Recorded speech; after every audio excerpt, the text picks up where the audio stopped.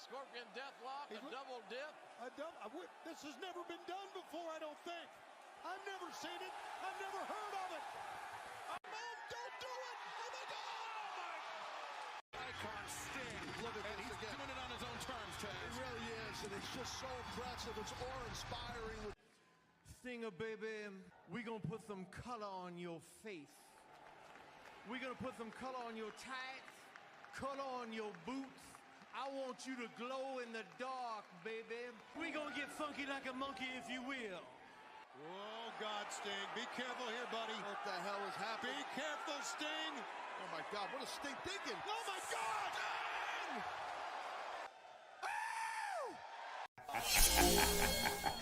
Hey, ladies and gentlemen, don't forget, all right? Make sure you log it in and you remember to check out my good friends over at the Broken Table Podcast live on YouTube.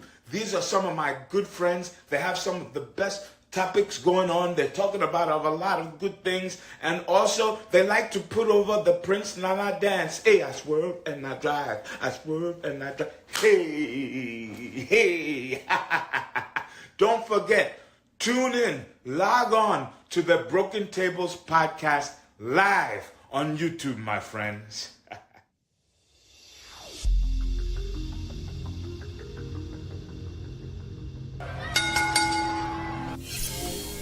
What's going on, guys? Welcome to the Broken Tables Podcast. I'm your host, Jeffrey Vegas, here as always with our co-host, Rome. How you doing tonight, sir?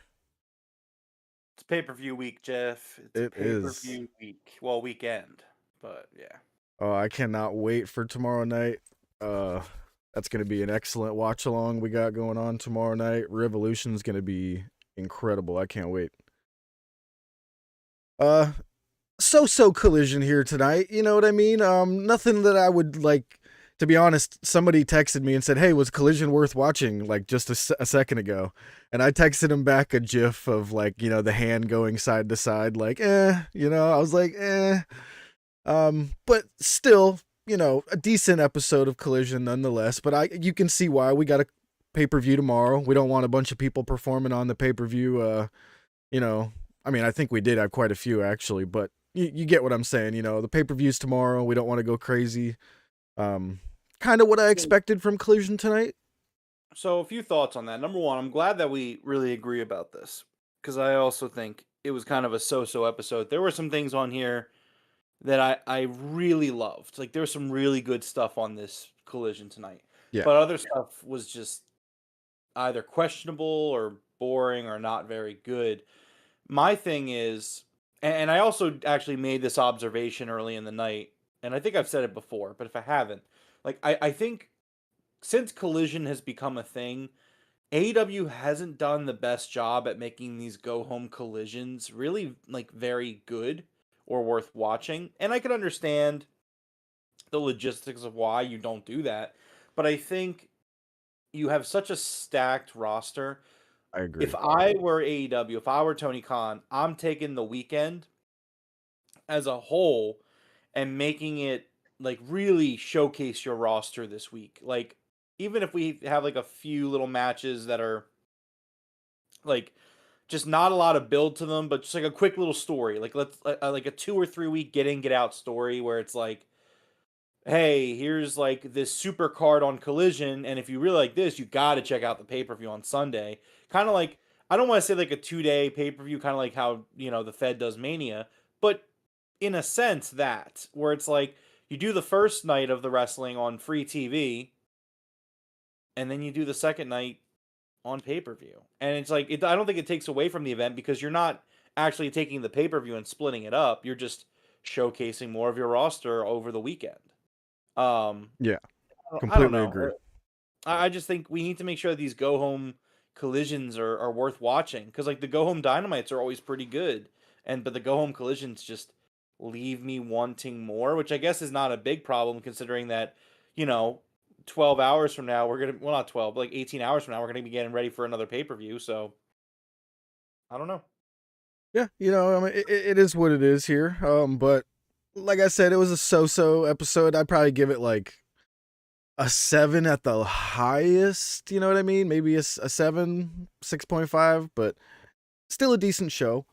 Right. Oh, excuse me. We started off with Buddy Matthews versus nobody. Mark Briscoe attacks him as he is coming down the ramp. I actually really enjoyed this, and I know Rome did not. He's already got the sunglasses ready to go here. But Mark Briscoe with a chair annihilates Buddy, uses the chair to jump over the top ropes through a table. Thank you for the shout out to the podcast, by the way. I enjoyed all of this. And the only thing that I would say I didn't enjoy is that the entire House of Black came down and he beat the crap out of all of them. So, you know, a little bit of unbelievability there, even though he was using weapons, you know what I mean? Go ahead here. Why did you not enjoy this? So here's the thing, right? Number one, I knew you were going to enjoy this segment. I was like, Jeff is probably eating this up right now. Like, I'm watching this segment and I'm just like, I kept out loud asking questions that I wasn't going to get the answer to, and I'm just, I hate this storyline. Like, and it's just like, it's rehashing the same thing every week, and like every time it's terrible. It's just not good. So I'm watching this, right? And so Buddy comes out, I'm like, oh, cool, Buddy's gonna wrestle. Buddy's a great wrestler, and I want to see him wrestle more. Yeah. So then they don't have him wrestle. It was funny because commentary said that his opponent was in the ring and left the ring. I definitely didn't see an opponent. I don't know. Yeah, like, I never saw anybody either. I don't think there was anybody out there. I think they were just kind of making that up. So they do the Mark attacks. He tries to do the attempted murder spot. The attempted murder spot becomes an issue as the segment goes on. I mean, and honestly, it's been an issue for weeks because like he's just trying to impale him in the face, which I get, but I don't think that the level of hate is at that level. I don't think there's nothing that's happened between these guys that has warranted Mark Briscoe saying, "I'm going to attempt to murder you." Like, I mean, other than Julia stabbing him in the forehead with that spike or whatever, you know. But I would say that also there was no warrant of Julia doing that as well. Yeah, I agree. And I totally understand. I understand where you're coming from storyline wise, but what I think they're getting at is I think Mark Briscoe is actually going to be the one that gets rid of Buddy and Malachi, you know, since they're going to be leaving. I mean, and that's terrible. That's not who should be getting over from this faction disbanding. I would agree with that as well. I'll agree with that. I think that at the end of the day, the devaluing of the House of Black as a faction is insane. Just the level that they're going here. It's stupid as fuck. It's just it's terrible. It's so, because we know that they're leaving. Like, what else do we do? Well, I mean, for a few points, like we don't know exactly when they're leaving. Like, yes, True. Yes, we've said that, like, and I still feel this way. Like, if Malachi and Buddy don't want to be there, Tony should absolutely release them. That's not what I'm saying. But what I'm saying is that you could help yourself in the process, because at the end of the day, the House of Black are a pretty damn cool faction who I would say beating them should be a big deal. The problem is that right now it's not, and it's because of terrible segments like this. So Buddy's Mark's fighting Buddy. Once again, I don't know like what happened over the last few weeks where I guess the House of Black have lost their light privileges. So Buddy and Malachi and Brody run down, and again, like that automatically we're just squashing everything that this faction does. Like we're just devaluing everything they do. They are just slowly becoming just another wrestler on the roster, which no wrestler should just want to be just another wrestler on the roster. That's what makes me think it might be sooner than later with how quickly they're getting, you know. Yeah, but the problem is that like didn't he sign like Malachi signed like a 5-year deal? Shouldn't he have like another 2 years to go or something? When was that? It was that was a long time ago, wasn't it? I think it was 3 years ago. So he should buy, like, unless I'm wrong, he should have like another 2 years left. I have no idea what his contract was, but I can see where you're coming from. And to be honest, what made me think this was so cool was one, the table spot, obviously, but then the pyro stuff. I had never seen anybody grab the controller for the pyro. He puts Buddy's head on the pyro that would make a big flamethrower thing. and goes to hit the button. Like, I thought that was really cool. I'd never seen that before. See, you say cool. I thought that was just the most ridiculous thing I've ever seen, and not in a good way. So, like, again, so I'm watching this, and we see attempted murder happen. We see a dumb baby face who, like, you're picking like, I don't know what's more embarrassing, the fact that Mark Briscoe should, like, he's picking a fight that he should lose, and therefore he's an idiot for doing it, or the fact that the House of Black are just such geeks that they can't put Mark Briscoe down. Like, I don't know what's worse, but both are terrible.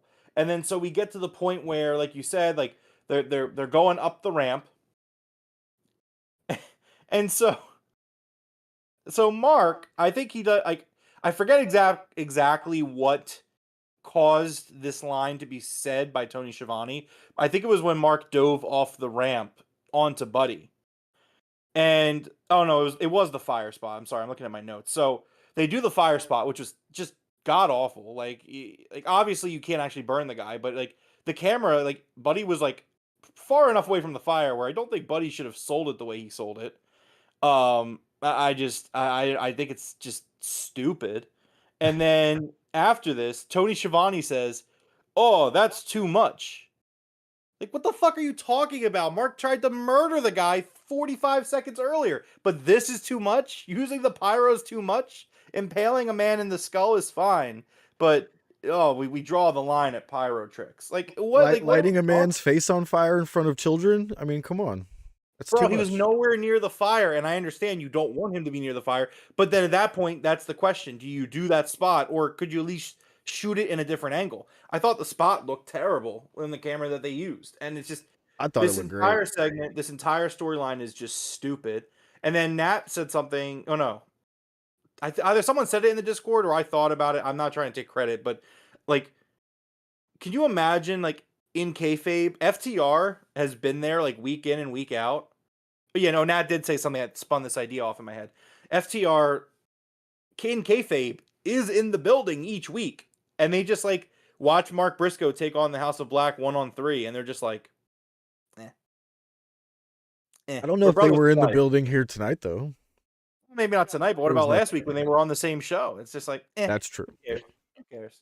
So yeah, this is terrible. It's a god awful segment, and I'm not trying to sit here and harp over it, but like, it's just garbage. I said in the Discord, and I mean it. This is like WCW 2000 level stuff for me. I just, like, you are correct. There are some cool moments here. Like, yeah, the table spot was cool, and like, but like, it's from a booking perspective, it devalues everyone. Nobody comes out of this looking great, and the segment itself was just kind of brain dead, and the crowd clearly thought so as well, because outside of popping for the towers of fire, like, was it? And to be fair, something about this crowd that I'll say is when what was going on was good, the crowd was a little bit more into it. This was a crowd that definitely died multiple points of the night when things weren't good. And this was one of those moments where I'm like, this crowd is fucking dead. They are just sitting there watching this. And then it just went on for way too long. It was just terrible. It was a terrible segment that is just like, and Nat says the House of Black has turned into the New Dark Order. And it's just like,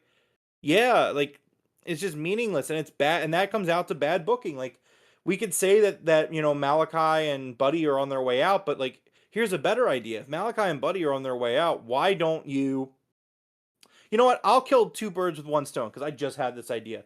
Here's something that you could do with the House of Black that would help someone that's going to be there in the long run. So what if House of Black were to enter a feud with the Dark Order, right? And at first, it just seems like the House of Black are just kicking the shit out of the Dark Order. And then the Dark Order, when it comes down to the end of the feud, they're the ones that put House of Black down. You know what I mean? And then, like, that makes the Dark Order look better. You elevate them. Yeah, instead of this, where it's just like, I'm not sure what the end game is here. Like, is Mark Briscoe going to take on all three of them in like a handicap match and send them out of town? Because that's the vibe. The vibe right now is Mark keeps picking fights with House of Black, and he's holding his own enough where like they're not teasing that he's getting back up. So it's just like, I don't know. It's not good. I just think it's terrible. Nat likes your idea there. Huge fan of the Dark Order. Yeah, Nat, let's go. You could just, again, like, And we don't even know. Maybe this isn't the case. Maybe Malachi Black and Buddy are here for another 2 years. But like, then what are we doing? Like, what are we doing right now with the House of Black? If I was gonna do something with House of Black and I knew that they were leaving imminently, I would be having Brody King and Julia Hart conspiring somehow of being like, these two keep getting their asses beat, let's kick them out or something like that. You know what I mean? Like, you know, an infight would be really, really good with Brody King basically taking on both of them. That'd be freaking awesome. I agree. And that's another one. Like, Julia Hart should be the one, like, regardless of whatever his last match is, the last moments of Malachi Black in AEW should be Julia Hart putting him down. I agree. Yeah. That's what it is.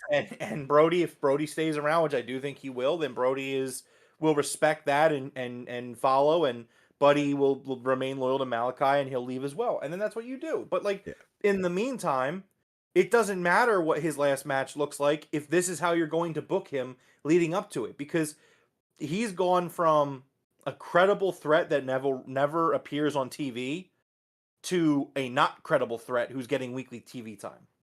It's just like, good point. Lance Archer did an interview with Wrestle Purist today, and I really liked his one answer to the question he was asked. What was it exactly? He was asked, how does he feel that he doesn't get used on TV as much as he would like, and for him, his answer was very like, what matters is that every time I show up on TV, you think that I have the capabilities to beat anyone on the roster. And that's not wrong. That. Like he has a clean win over Jon Moxley in AEW. Like, they've done enough with Lance Archer. When Lance shows up, it's somewhat believable that as long as a title's not on the line, it's very believable he could beat anybody in the company. I love Lance Archer. Oh, I love him too. It was a great answer by him. And like, it's so true. It's like, maximize the TV time you're given. And instead, we've decided to start giving him more TV time, him being House of Black or Malachi Black, whatever. And like, this is what we're getting weekly. And it's just like, it's not good. Like, it's just not. Like, I don't have an answer for it. It's just not good. All right. Before we move on here, I feel like we didn't say anything to the chat yet. Let's say what's up to everybody in chat. We got TJ in the chat. We got the Day Trading Doge, Coog, Michael Duke, Macho Savage, Haseen, and Queen Nat. Thank you all very much for joining us here tonight. Sorry we didn't get to you guys earlier there. Next up, we had a really good Swerve video package on Hangman. Loved it. Absolutely loved it. This match, dude. The line "Swerve hung the Hangman" and Hangman swerve. Yeah, and he's like, it won't happen again. And it's really good. It's really good stuff. Loved it. Next up was time for Penta El Cero Miedo versus Brian Keith versus Dante Martin in a very good 3-way dance match. I almost want to give this match of the night, but I mean, anything with Orange Cassidy in it in the main event pretty much is going to get my match of the night. But this was great, man. Dante Martin looked incredible here. Pretty much looked like the Dante Martin show. Loved every minute of this. So something that I want to say about this match was that I loved this match, and the reason I love this match, apart from obviously the great wrestling in it, is the fact that these guys are fighting for something. And I think that that's always really important in pro wrestling. And like I've said it before, like when they brought the rankings back, even though we haven't seen the rankings since they came back, so I am a little concerned with that. But even back when AEW first started, and it's like, oh well, they're fighting for the winner's purse. They're fighting for stuff, and it's not just two guys going in the ring and trying to kill time. This match had stakes to it because it was a qualifier to get into the pay-per-view match to get a world title shot. And that elevated this match. Like, the tension, the level of importance was just there.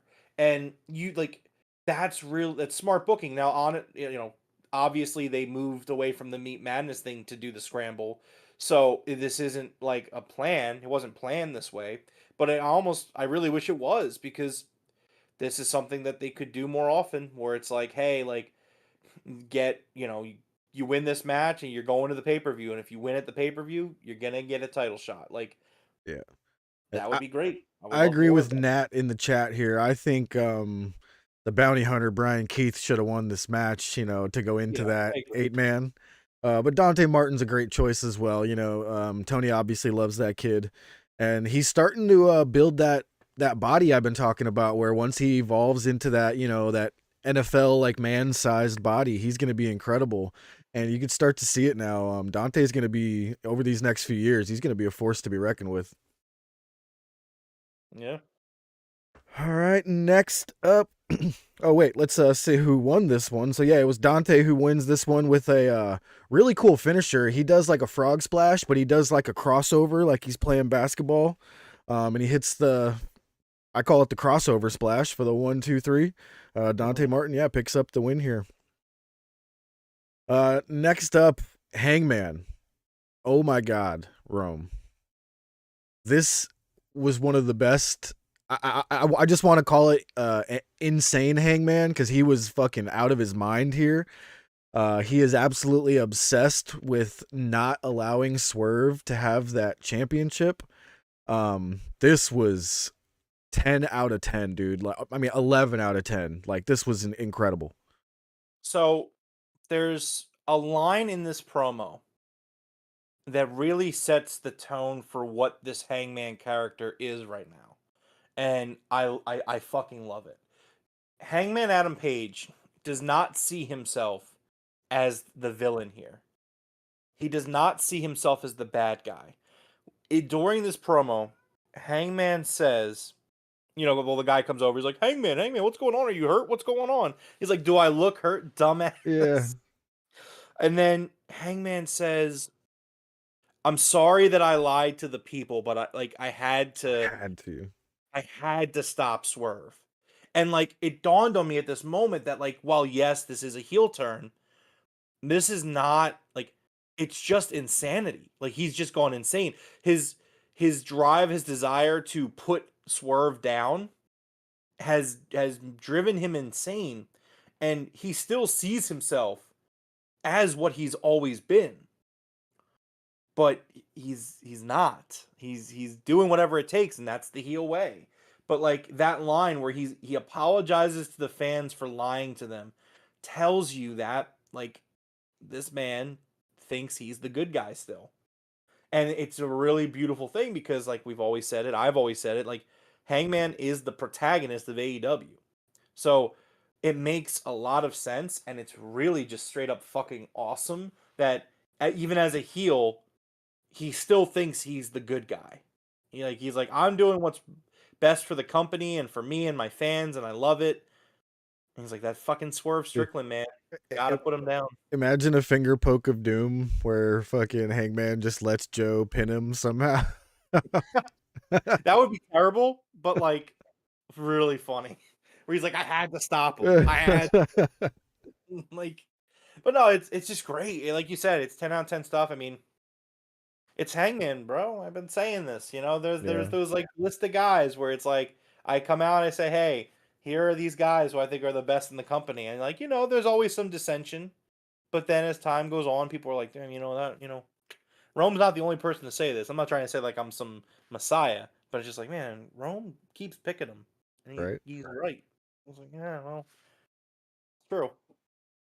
All right, next up was time for Mariah May versus Angelica Risk. This was a great match. Nigel, hilarious. Absolutely hilarious. I'm sorry. Like, I think my internet cut out or my ears started to bleed. Did you just refer to a squash match as a great wrestling match? I thought this was fine. There's nothing wrong with this at all. The comedy with Nigel on commentary made this great. I thought it was great. So Mariah May blows a kiss to the ringside to Nigel, who falls out of his chair, laying on the ground as if he was struck by lightning, pretty much. It was a squash match, so I mean, there was no botches. He's gonna walk away because I called a squash match a good match. There you go. You're host of the show, everybody. Yeah, there we go. Gengar, yeah. He's happy to be here. Just it's fine. Don't worry. There he is. All right, go ahead, Jeff. Have the show. I'm out of here. I mean, I don't know what to tell you. Anytime I get to see Mariah May on my screen, it's great to me. So, he can go off and grab himself Liquid Death or something while we go over this one here. It was a squash match. This was great. I love Mariah May, every minute of it. I love her in the ring. She was doing all kinds of really good, facial expressions of, this girl ain't shit. She hits the Mayday for the 1, 2, 3. And Toni Storm rushes to the ring. And Mariah May thinks that it's for her. So she goes to give squashes matches are shit. Yeah, it is what it is. You remember my theory on squash matches? They're only shitty if nothing happens afterwards, and obviously something happened afterwards here. So Toni Storm rushes to the ring. It looks like she's going to congratulate Mariah May, but she ducks under the hug from Mariah May and grabs a microphone and calls out Deonna Purrazzo, completely stealing the spotlight from Mariah May. Can't wait to see the culmination of this Mariah May and Toni Storm storyline we got going on here. We have an absolutely perfect split screen of the black and white on one side. You know what? That reminds me. The black and white on one side and the color on the other for Deonna Purrazzo. Even when they were face to face, they did this so perfectly. I loved every minute of this. Toni Storm's talent is absolutely endless. This was almost another new character of Toni Storm. She was acting within acting, if that makes any sense. Because she's already being a character, and she was being that character as an... Yeah, I'm just gonna... Deonna Purrazzo tells her, it's gonna be hard to wipe your ass when I break both of your arms. That was one of the coolest things I've ever heard a female wrestler tell another female wrestler.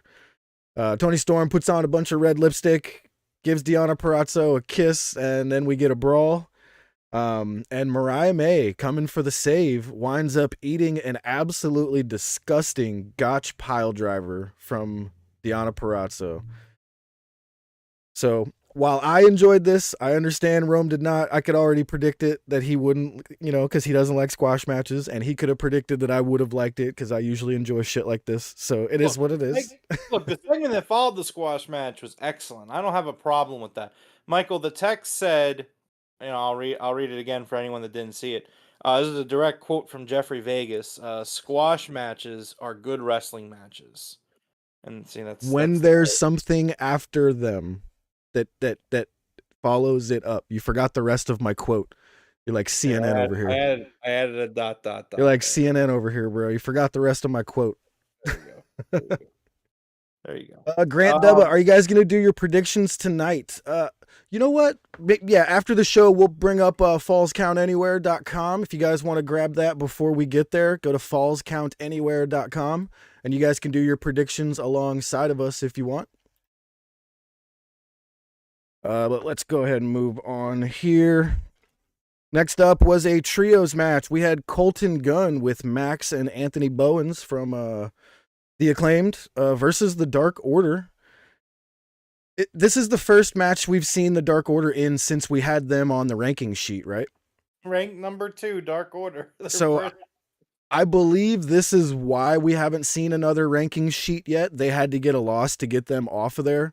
I am almost certain that they're going to be off of the trios top 5 list. They have to be. If they're not, I would be shocked. I don't know, man. I mean, this match was if this match felt like a waste of time. It did. It did. Crowd was pretty dead. Just the Dark Order are irrelevant. The Bang Bang Scissor Gang, outside of some fun promos, kind of irrelevant. They're not really doing anything. They're just kind of there. And I think the reason for that is because this group is not going to last long. But I mean, does that mean it gets a pass? Because I don't think it does. I mean, maybe you disagree, but I don't think it's what they're doing right now is really very good. No, So I would have to agree with you, unfortunately. I thought I would love this Bang Bang Scissor Gang group, and while sometimes little things that they do, I'm like, yeah, that was cool. I'm just still not really like into it. The whole time, it just feels like Jay White's gonna turn on everybody, and I usually don't get too invested when it's like obvious somebody's about to turn. You know what I mean? yeah, But no, I I love agree. everybody involved, and they're all doing good stuff. It's just not exactly gelling the way I think they wanted to.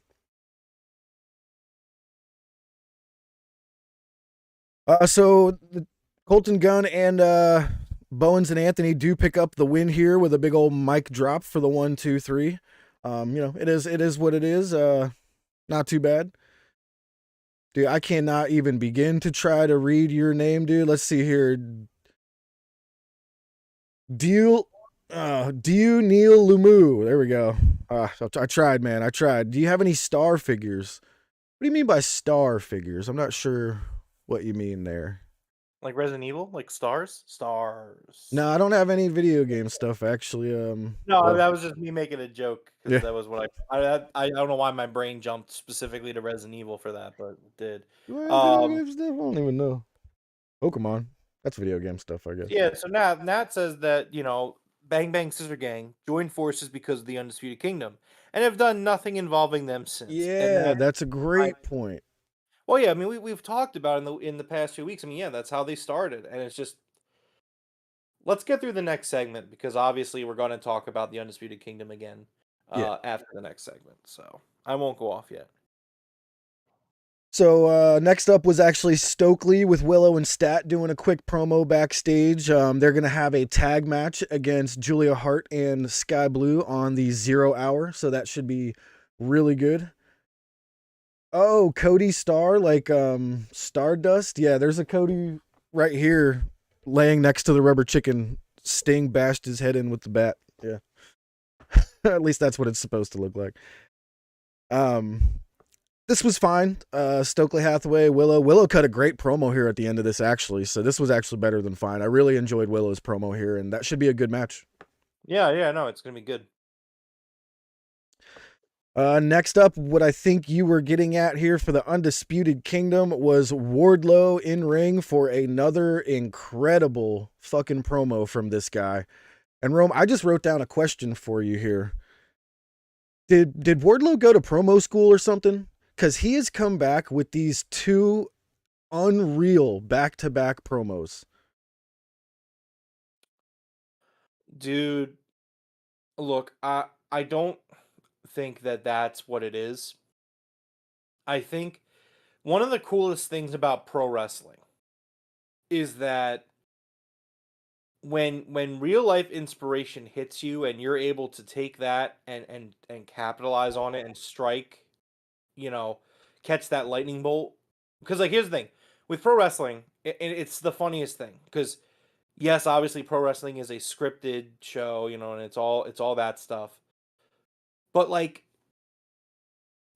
what like when real life comes into it, you can't fake it. Like you can't fake real life. Like when something genuinely comes off as like this is how this person as a human being feels beyond their character or whatever, like it just elevates it. And I really just Absolutely. think Mike Oh, Mike really just I think he felt it, and like there's lines in this promo. So, Wardlow, he comes out and he says, "Look, looks like I finally got someone's attention around here." Wardlow says that after 2 years, he's finally going to get his shot. He talks about how he won the Face of the Revolution ladder match, and he should have been, in that main event scene, and it just never happened. But now he's finally going to get his chance tomorrow at Revolution. He says that he's going to send Hangman back into depression. He's going to kick the front door out down in Swerve's house and beat his ass from the basement to the attic. And he says he's sick of hearing the dumb hillbillies chant Joe. He says that Joe's in his spot. He's going to finish the job and send Joe's ass back to commentary.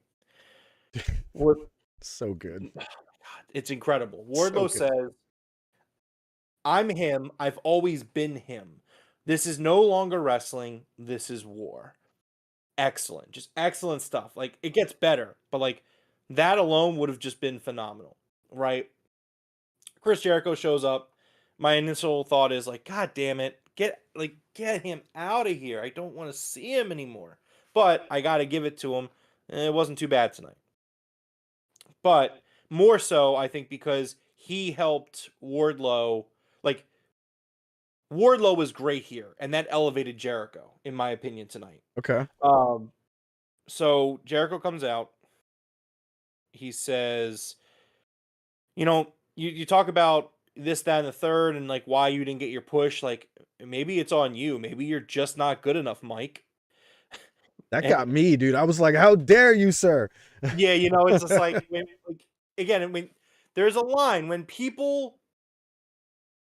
you try to fake real life being in wrestling, it comes across as like very corny and very disingenuous.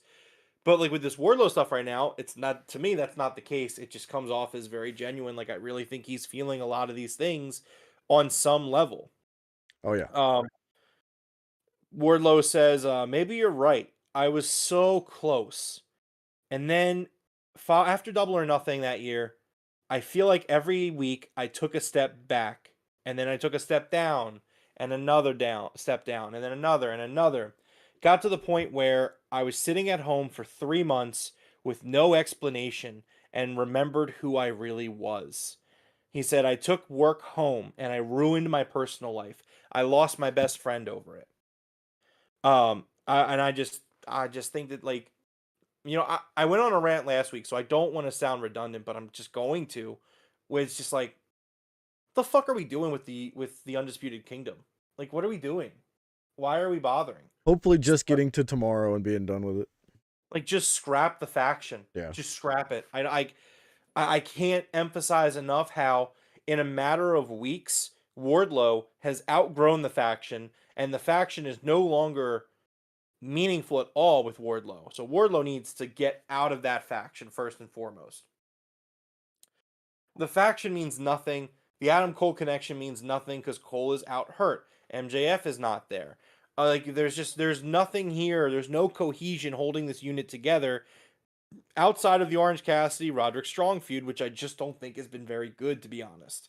And the work that Wardlow's doing right now, not only should Wardlow win tomorrow at the Scramble, but he should absolutely be in the main event scene. Like, this promo work has been incredible. And even leading up to, I remember we used to sit here and watch Wardlow's rise and just be like, this guy's over. This guy gets it. This guy is incredible. So, like, it's not like we're sitting here and saying out of nowhere, like, it's not like Wardlow stunk for 4 years and now we're sitting here like, wow, holy shit, this guy had 2 really good weeks of promos.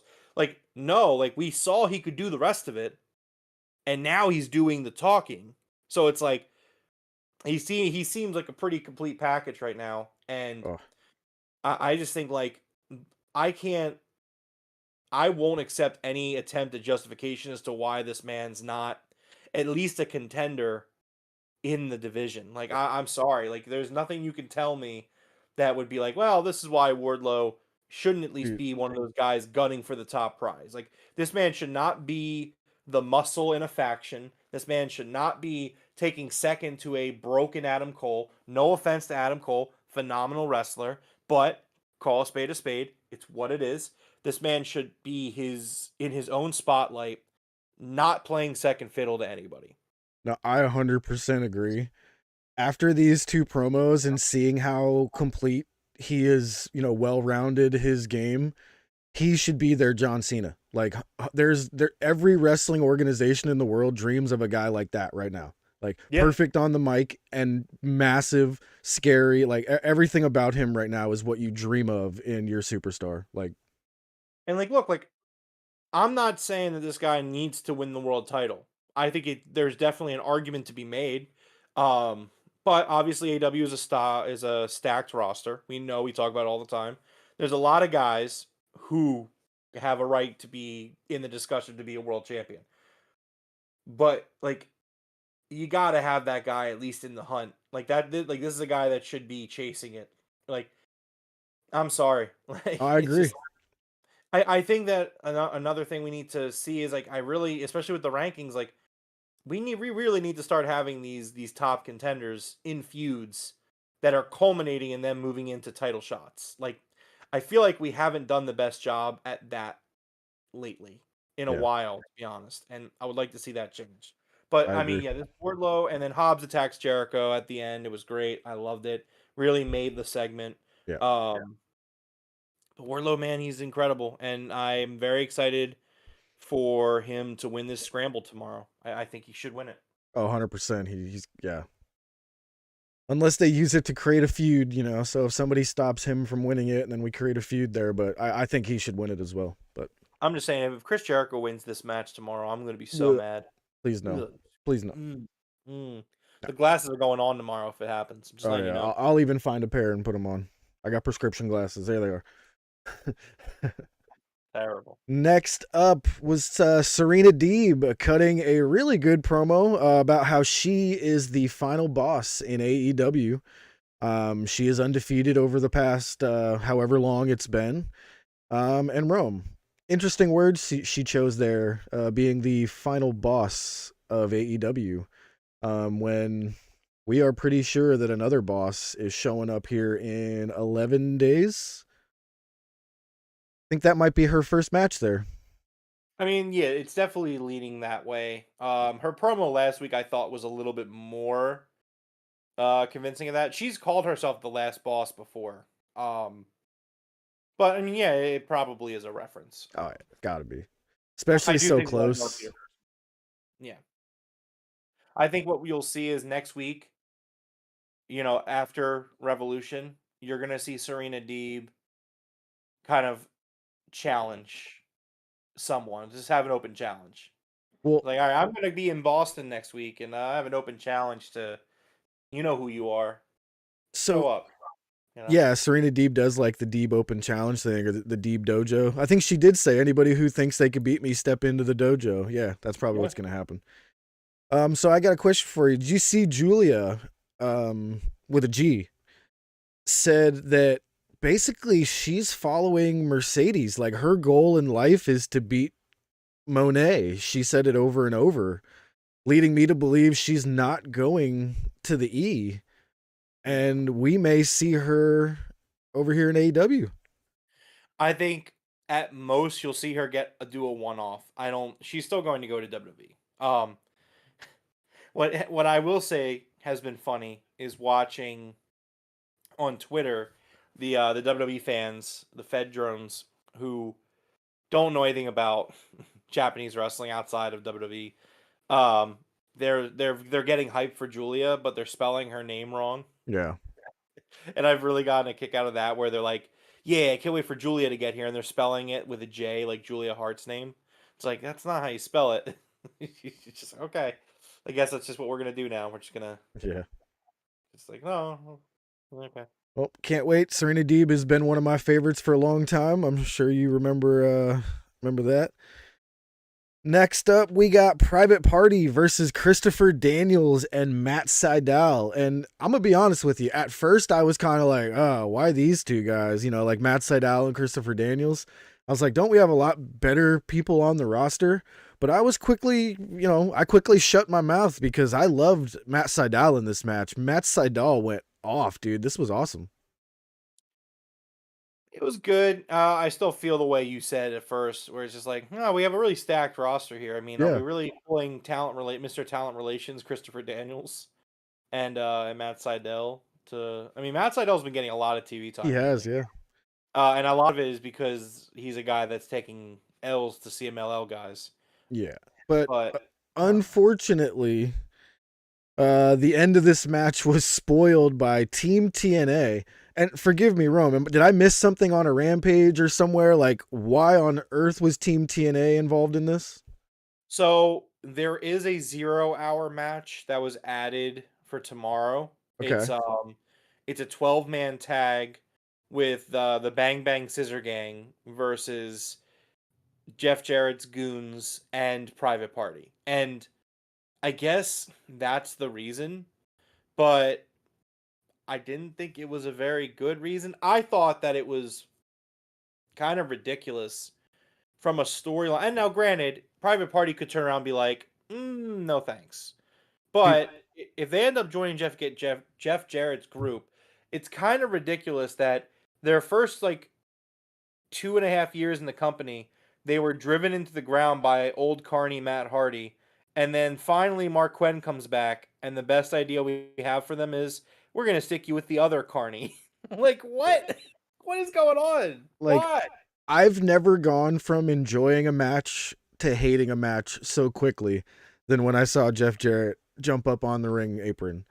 And I usually like Jeff Jarrett. He's decent, you know what I mean? Like, what they've done with him has been fine, you know. I think we've both enjoyed most of what he's done. But as soon as I saw him, I was just like, why? I was like, what on earth? Like, it ruined a match for me, to be honest.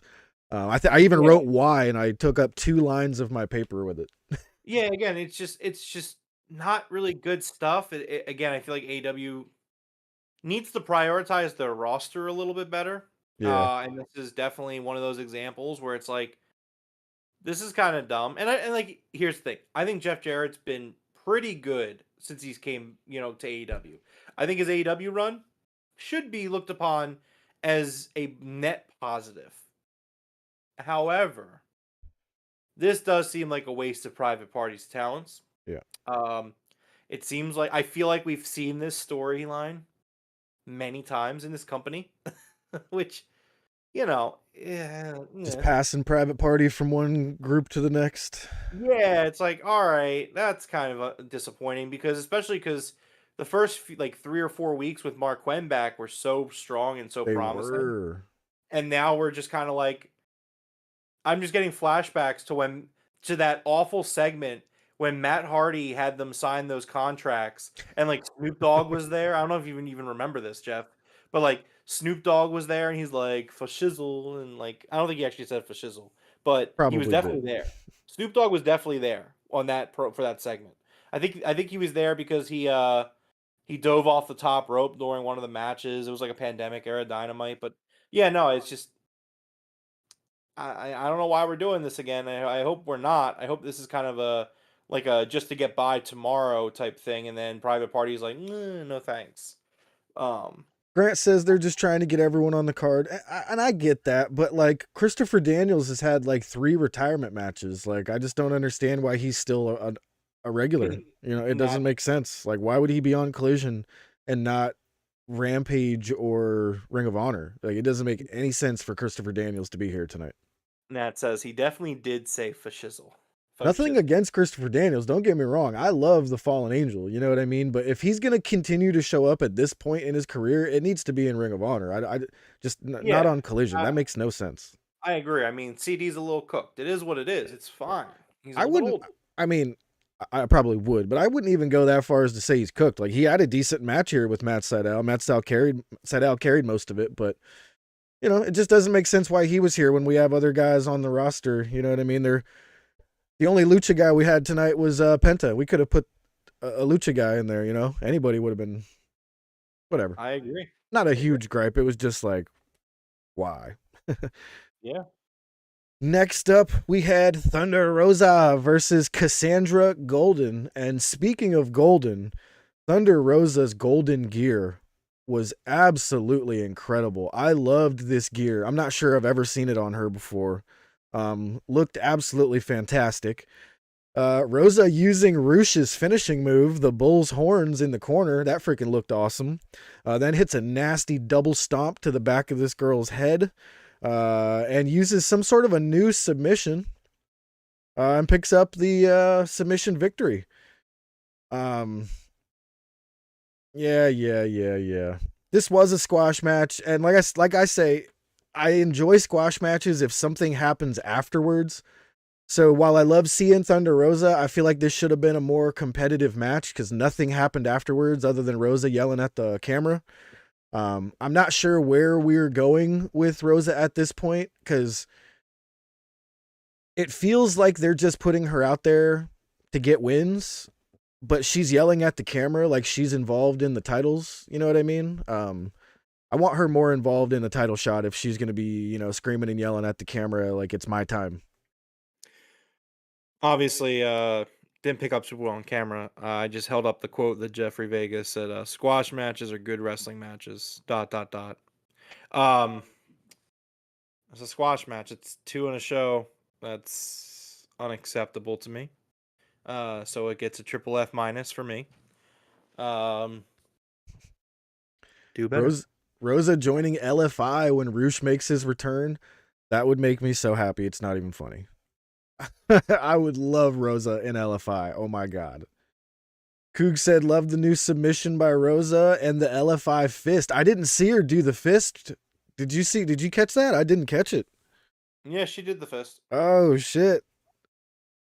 Yeah, I do agree. 2 squash matches, especially both of them being the women's matches. I really feel like this one should have got like at least 3 more minutes, maybe 4.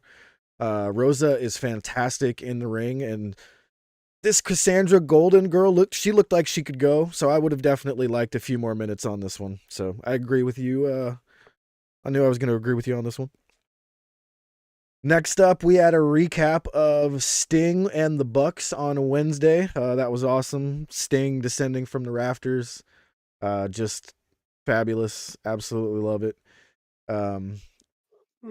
Did you see Tiger Styles' Sting video he just made? It's only like 10 seconds long. I didn't get to catch it yet. It's just like a guy's head, and it's like, what are you thinking about right now? And it's just Sting descending from the rafters in his head. It's great, dude. It's so good. Next up was time for the main event, an 8-man tag match. We had Hook, Daniel Garcia, Trent Beretta, and Orange Cassidy. And dude, was this new? Was that Hook signal like it was like a bat signal, but it said Hook? Was that new? I feel like I had not seen that before. Absolutely loved it. They were shining it up on the roof. It said Hook like the bat signal. Seems like Jeffrey Vegas isn't paying attention. Yeah, folks. probably my old memory, probably just, But I wasn't sure I was gonna like this match. 8-man tags are very hit or miss for me. But about halfway through, I just noticed I like sat up in my chair. I was leaning forward. I was loving every minute of this once we got about halfway through. What about you? Yeah, no, definitely. Sorry, I'm responding to Nat in the chat. Yeah, no worries. It's been there for months. I'm sure. Yeah, loved it. All right, chat. Roast Jeff. All right, it's okay. This guy's act like the hook signal hasn't been there. We all know the memory's terrible. I'm sure there's an episode where I was like, "Hey, that hook signal's cool. Is that new?" I'm sure I've said it before.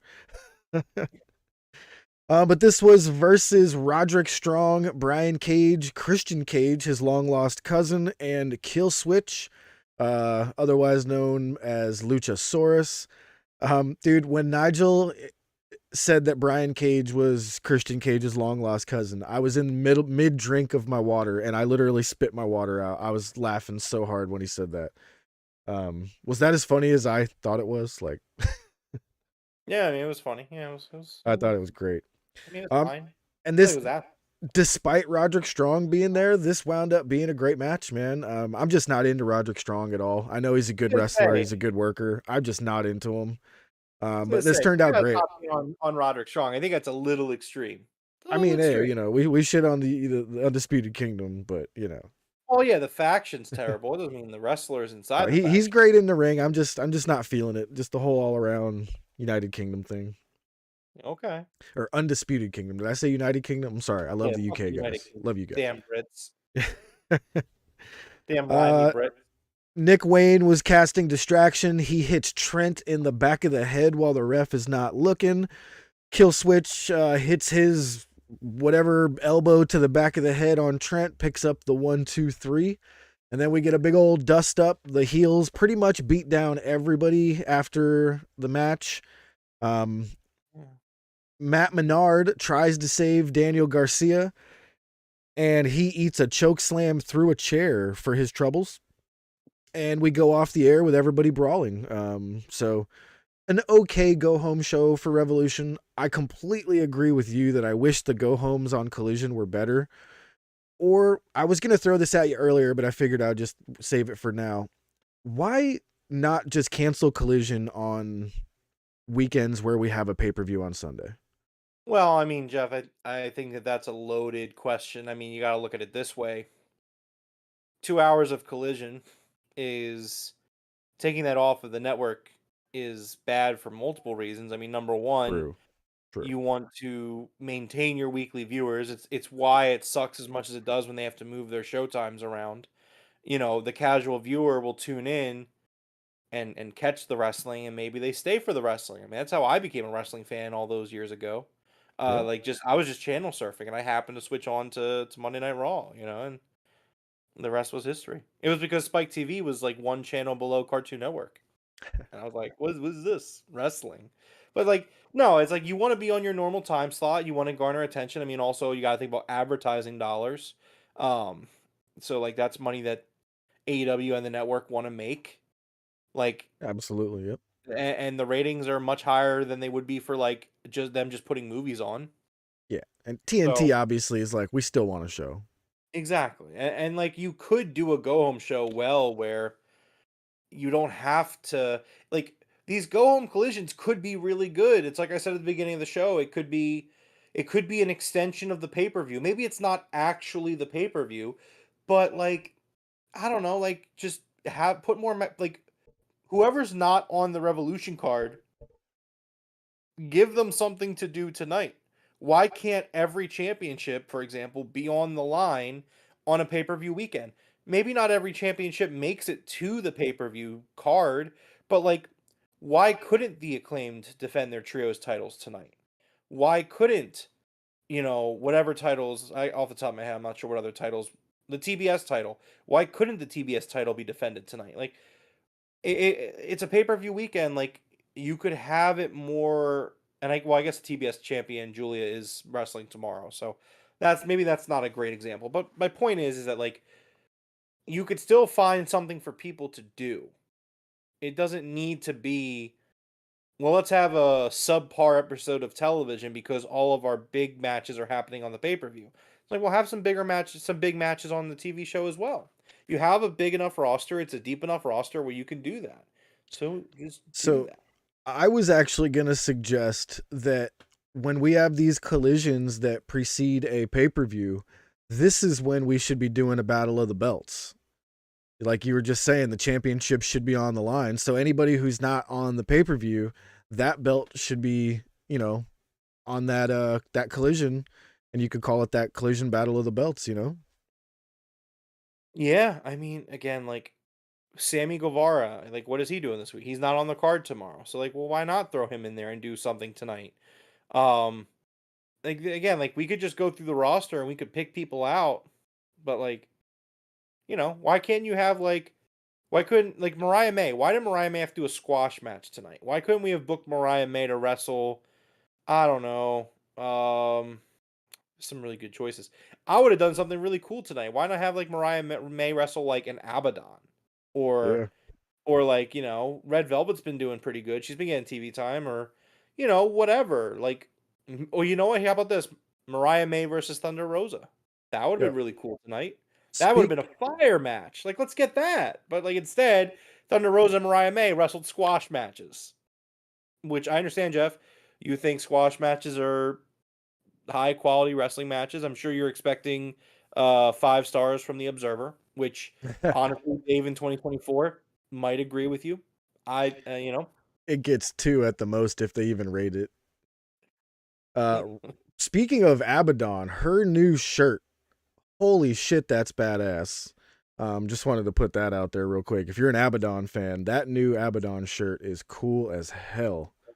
It's like Spawn. Damn, that's badass. What about what if they did like Mariah May versus Riho tonight? You know what I mean? Like, what I think. So that Private Party versus Christopher Daniels and Matt Sydal match, that could have not even happened tonight. They're performing on the pre-show, right? That could have not even happened, and we could have gave Thunder Rosa and Mariah May full length, 10-minute matches or something like that. You know what I mean? Like, but it is what it is. Here we are. Like I said, this was just an okay collision. I am a little disappointed in Collision's go-home shows for pay-per-views. I do have to agree with you on that one.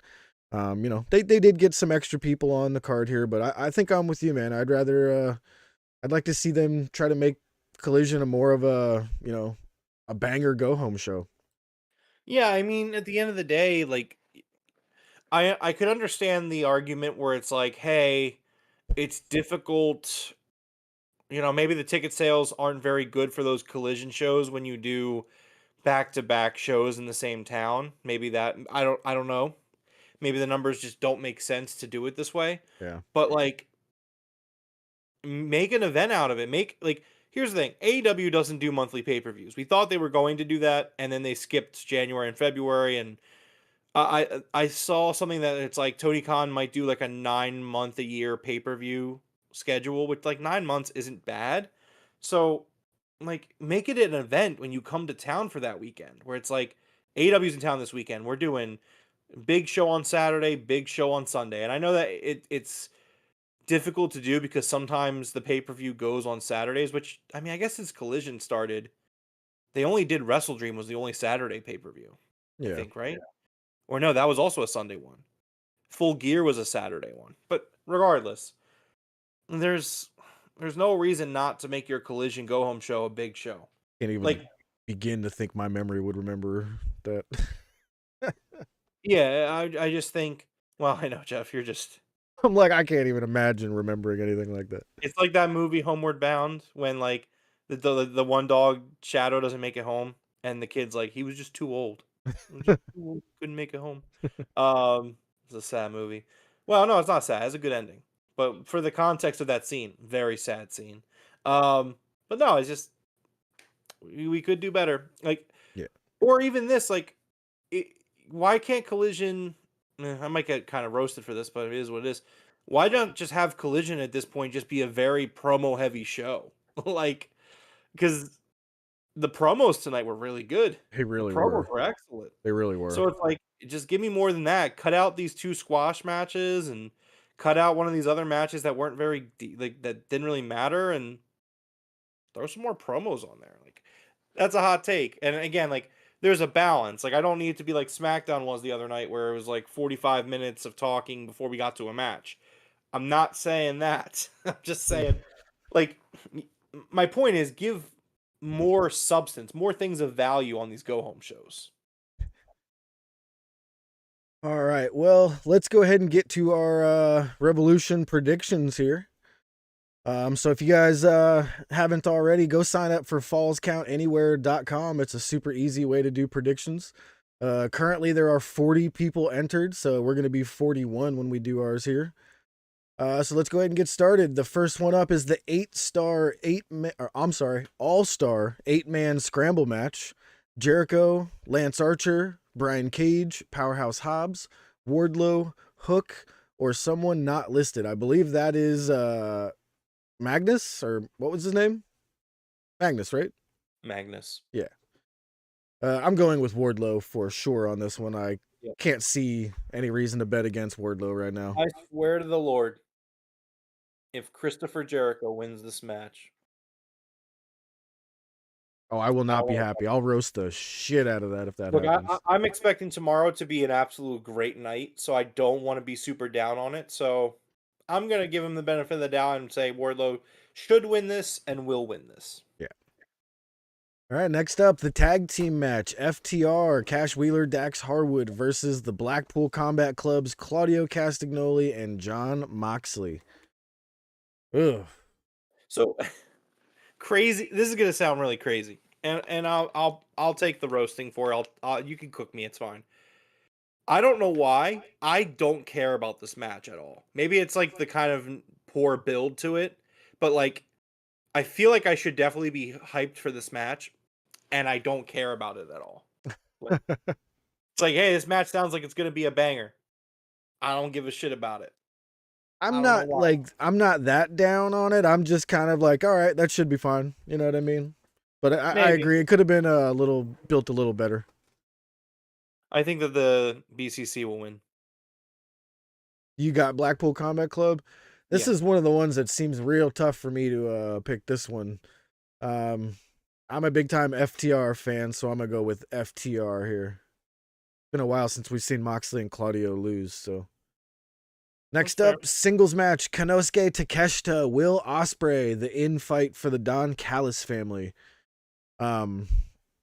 I haven't seen Ospreay lose a match yet in AEW. Can't see him losing this one either. I think it's gonna be incredible. I got Will Ospreay.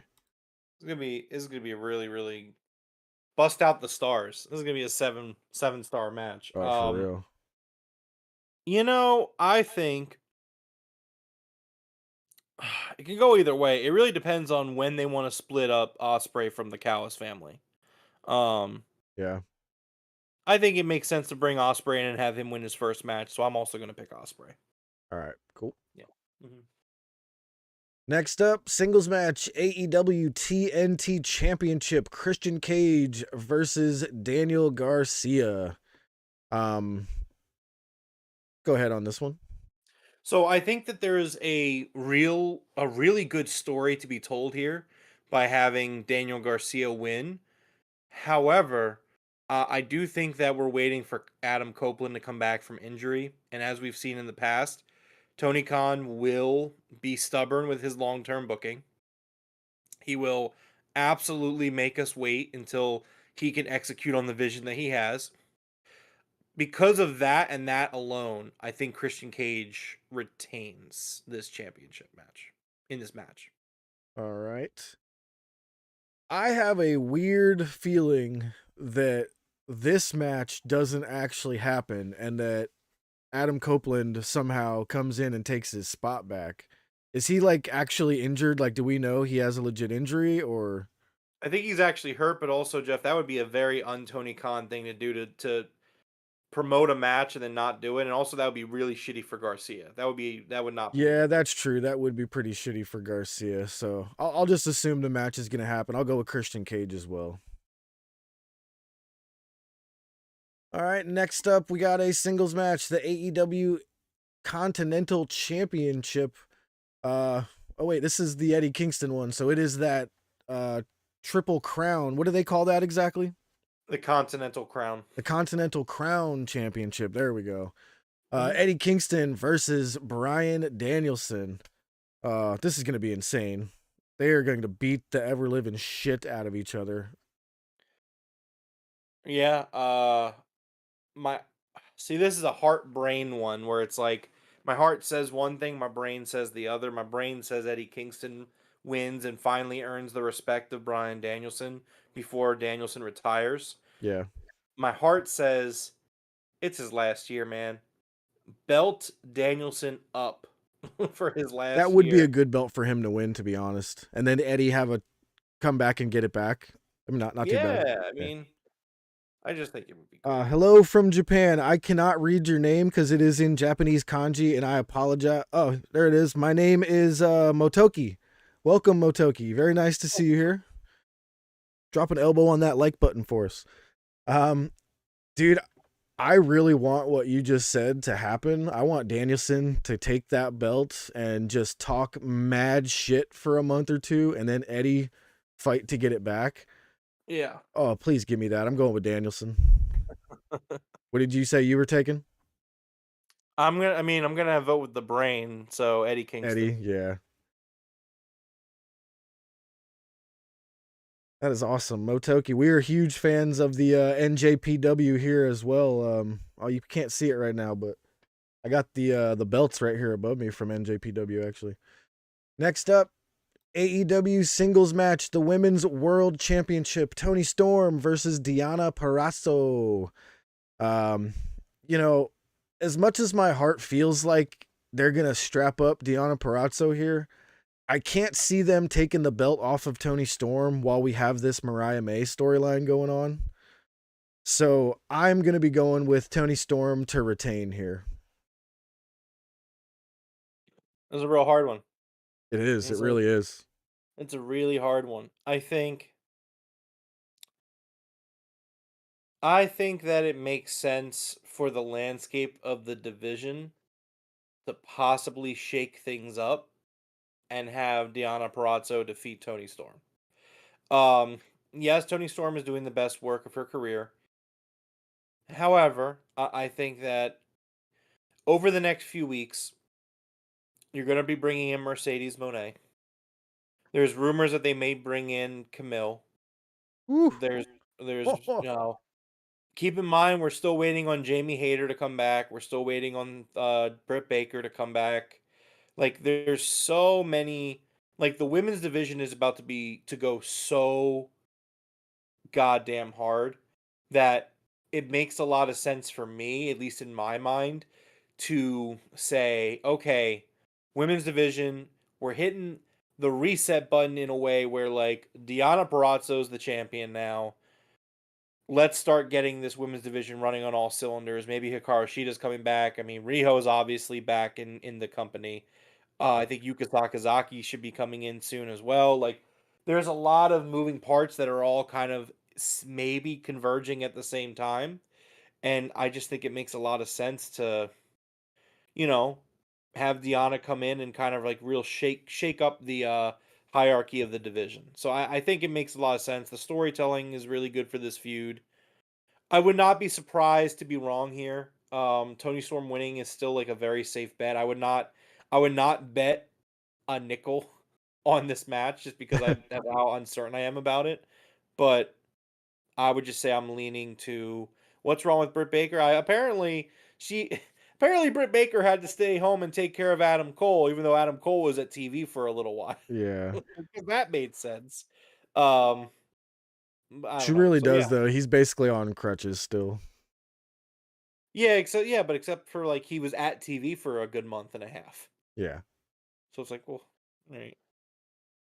All right, let's go on here. I really do hope Deonna Purrazzo wins. Like, I'll be happy to be wrong on this prediction. So, even though Toni Storm's her character right now, her talent, it just seems endless, dude. Like, everything she does feels like another evolution of her own character.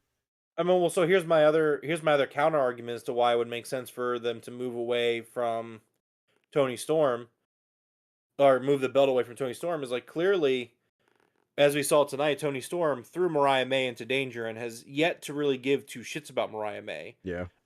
So that match is coming, and it would make a lot of sense for Toni Storm losing her title to really set this into motion.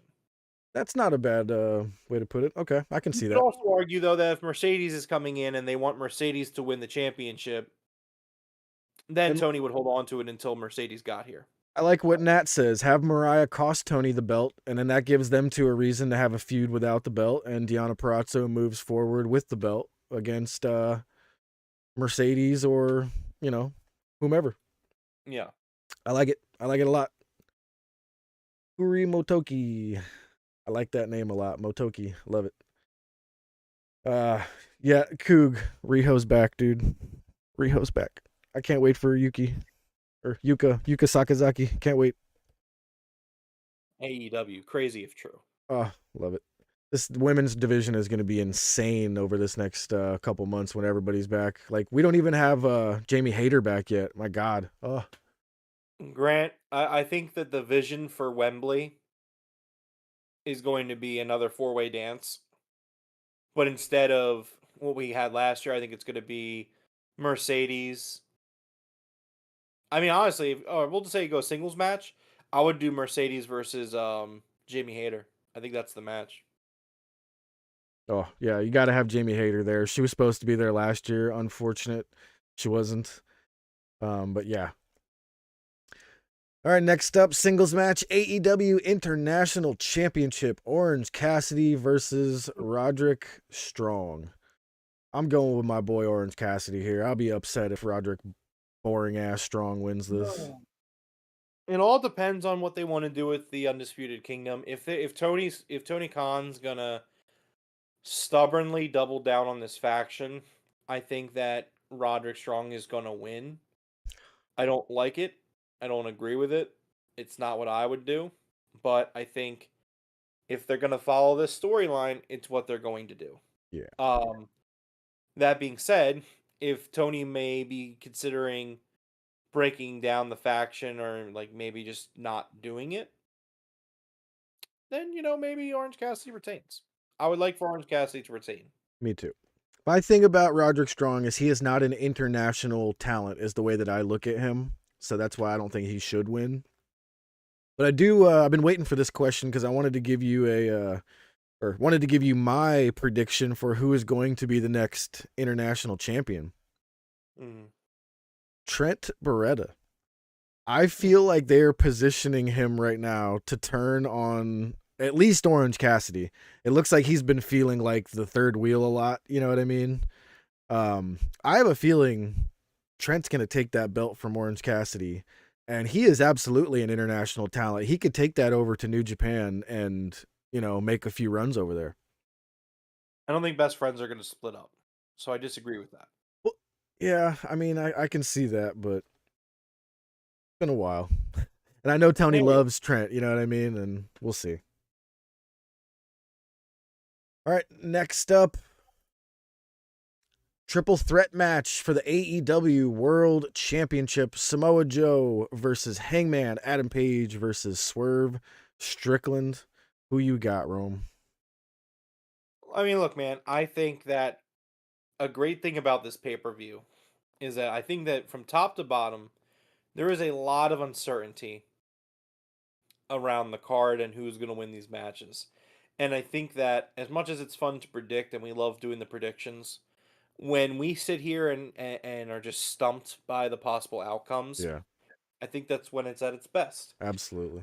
That being said, I think that you look at this match and there is a legitimate argument to be made for each of these three guys to win tomorrow.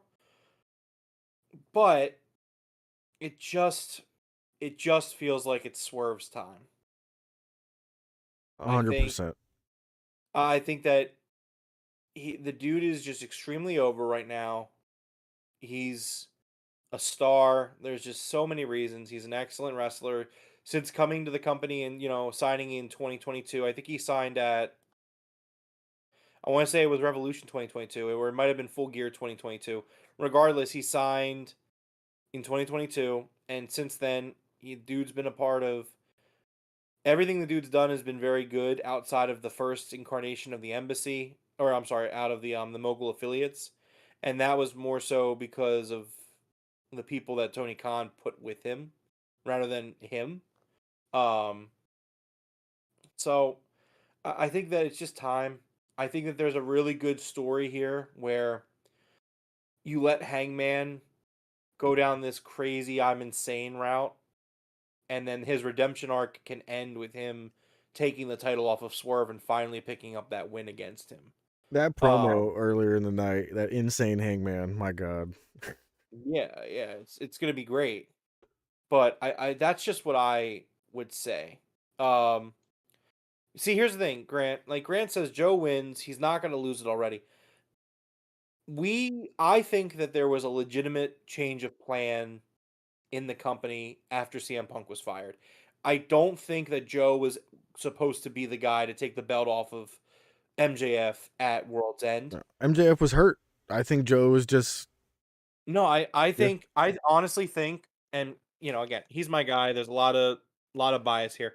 I honestly think CM Punk was meant to take the belt off MJF. Oh, wow. Okay.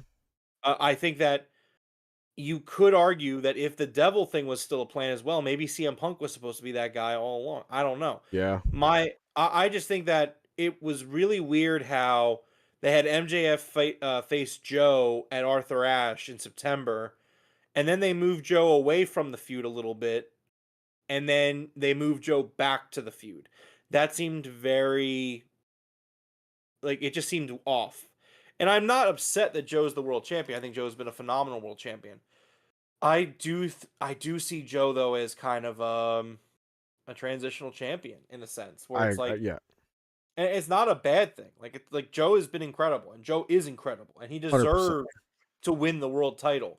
But not every world title reign, not every title reign needs to be this long 6, 7, 8, 9 month ordeal. It just doesn't. Like we've seen it in AEW before, where sometimes these guys and girls, they win the titles, and then what happens? They just become stagnant.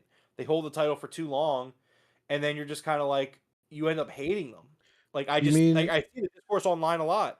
people feel this way pretty often about AEW champions, where it's like, people started to sour on MJF. People started to sour on Thunder Rosa. People started to sour on like other people. Like it just kind of happens where sometimes they hold the belt a little too long. But Rome, you mean you don't want Joe to hold the belt for 1,000 days? Like, no, I don't. Why? Come on. It just wouldn't make sense. But I don't know. So I think it's Swerve's time. And I think that there's a great story to be told later down the line between Swerve and Hangman again. So yeah, that's what I would do. I would have Swerve win tomorrow. Now here's an interesting thing though. The Observer, and again, it's the Observer. So officially for now on, the Observer has the asterisk next to it. But the Observer is claiming that Sting and Darby versus the Bucks is going on last tomorrow. Hell yeah. So that's the main event as far as the Observer has been told. As it should be, to be honest. I really think it should be. I agree. But I still think it's going to be Swerve's time. Like, if anybody wanted an explanation for why it should be main event, like, even Samoa Joe should be like, I'm yielding the main event spot to Sting as respect. It would be something cool like that. You know what I mean? Yeah, no, for sure. Yeah. All right, let's go to our next one here. I picked Swerve Strickland. Is that who you were going with as well? Yes. Yeah, me too.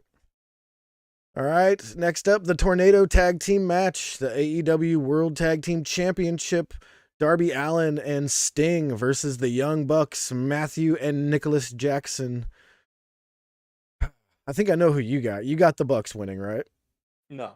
No. Oh, yes. Yeah. Sorry.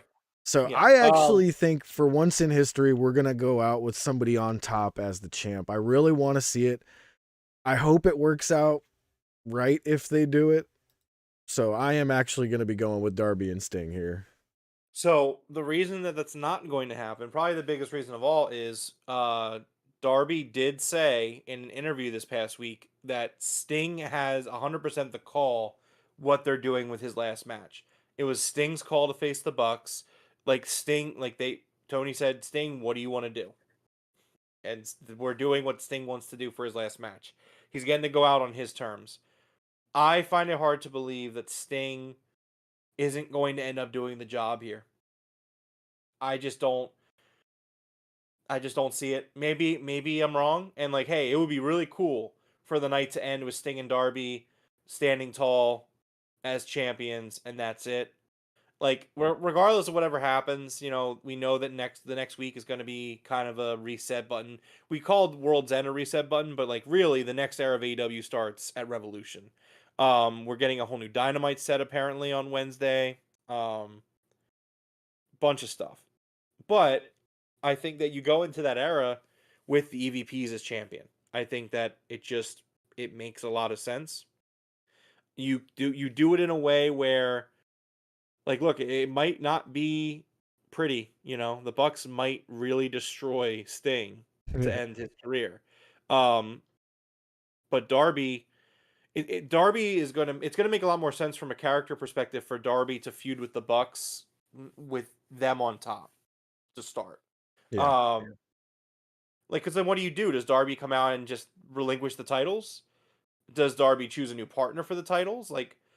There's a lot of questions that you kind of get into there, and I don't really have a good answer. You know what? I'm going to make a prediction. I'm going to make a prediction right now. And maybe this will get heat.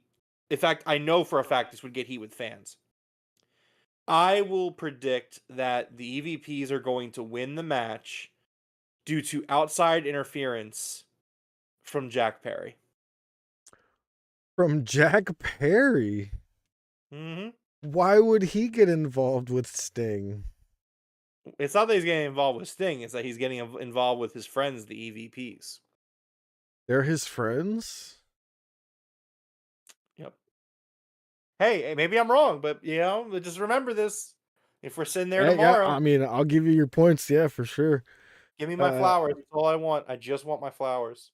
Would be nice to see Okada. I don't think he shows up tomorrow, though. I think Okada shows up on Mercedes Monet's night. That'd be cool if they both came out together. And then Nat says it, and because then you set up for Jack versus Darby.